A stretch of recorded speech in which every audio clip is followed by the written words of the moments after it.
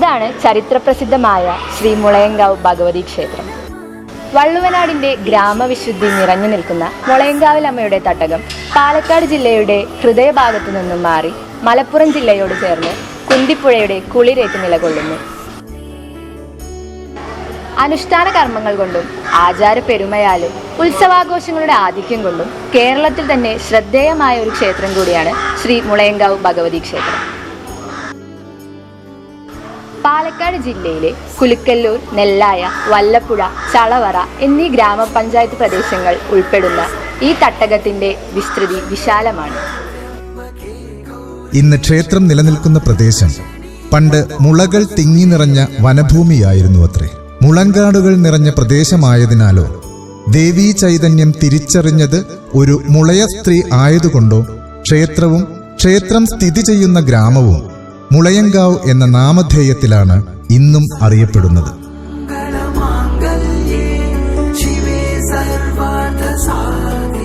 രണ്ട് മുഖമണ്ഡപങ്ങളുള്ള അപൂർവം ചില ക്ഷേത്രങ്ങളിലൊന്നാണ് ഈ ക്ഷേത്രം. അതുമായി ബന്ധപ്പെട്ടൊരു ഐതിഹ്യമുണ്ട്.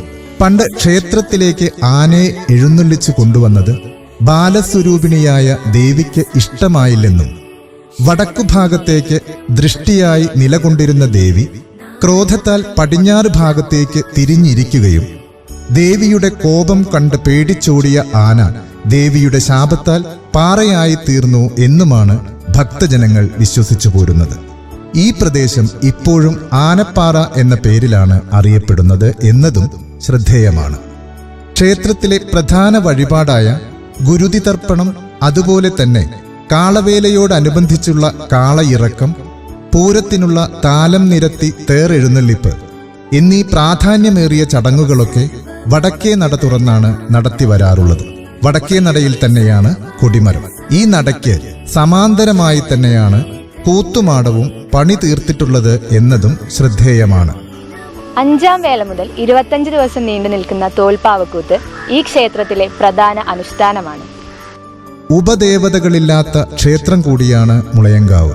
പടിഞ്ഞാറേ നടയോട് ചേർന്ന് പാട്ടുകൊട്ടിലിന് മുൻവശത്തായി ക്ഷേത്രപ്പറമ്പിൽ യശശരീരനായ ശ്രീ കുഞ്ഞുണ്ണി വെളിച്ചപ്പാടിന്റെ പ്രേത വേർപാട് നടത്തി കുടിയിരുത്തിയിട്ടുണ്ട്.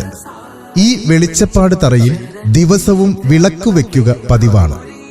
ഈ തറയോട് ചേർന്ന് തന്നെ പൂർവാചാരത്തറയും ഉണ്ട്. 10 മനകൾ കേന്ദ്രീകരിച്ച് നിശ്ചയിച്ച 10 തറ ദേശങ്ങളും എഴുവന്തല ദേശം, ചെറുകോട് ദേശം, വല്ലപ്പുഴ ദേശവും അടങ്ങിയതാണ് മുളയങ്കാവിലമ്മയുടെ തട്ടകം. കൊല്ലത്തിൽ 2 കാളവേലകളും 2 പൂരങ്ങളും കൊണ്ടാടുന്ന ഒരു അപൂർവ ക്ഷേത്രം കൂടിയാണ് മുളയങ്കാവ്.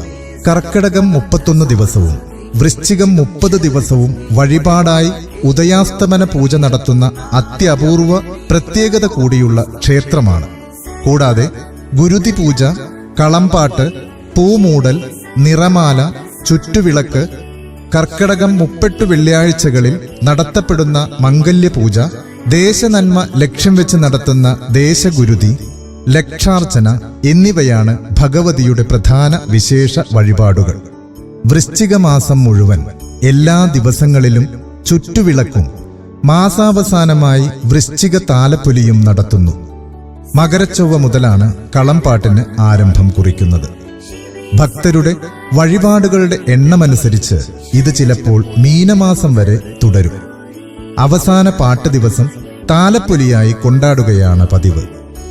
മീനമാസത്തിലെ പുണർദ്ധ നാളിലാണ് ഭഗവതിയുടെ പ്രതിഷ്ഠാദിനമായി ആഘോഷിക്കുന്നത്. അന്ന് ക്ഷേത്രത്തിലെത്തുന്നവർക്ക് ദേശക്കൂട്ടായ്മയിൽ വിഭവ സമൃദ്ധമായി ദശസഹസ്ര പ്രസാദ ഊട്ടും നടത്തിവരുന്നു. മീനമാസത്തിൽ തന്നെയാണ് ചെറിയ കാളവേലയും ഇടപ്പൂരവും ആഘോഷിക്കുന്നത്. കാളവേലയുടെ പ്രധാന ചടങ്ങായ കാളയിറക്കവും ഇതേ ക്രമത്തിൽ തന്നെയാണ് നടക്കാറ്. മേടം 1 മാസക്കാലം നീണ്ടു നിൽക്കുന്ന ഉത്സവകാലമാണ് മുളയങ്കാവിലേത്. 5ാം വേല മുതൽ 25 ദിവസം നീണ്ടു നിൽക്കുന്ന തോൽപ്പാവക്കൂത്തിന് രാമായണത്തിലെ പഞ്ചവടി പ്രവേശം മുതൽ പട്ടാഭിഷേകം വരെയുള്ള കഥയാണ് ആധാരം. വല്ലപ്പുഴ വേല ദിവസമാണ് പൂരം കുറിക്കൽ ചടങ്ങ് നടത്തുന്നത്. ഇതിനുള്ള അവകാശം ഇവർക്കാണ്. എന്നാൽ ദേശപൂരം കുറിക്കുന്നതിനുള്ള അവകാശം പുലാക്കാട്ടിരി നായർ തറവാട്ടുകാർക്കാണ്.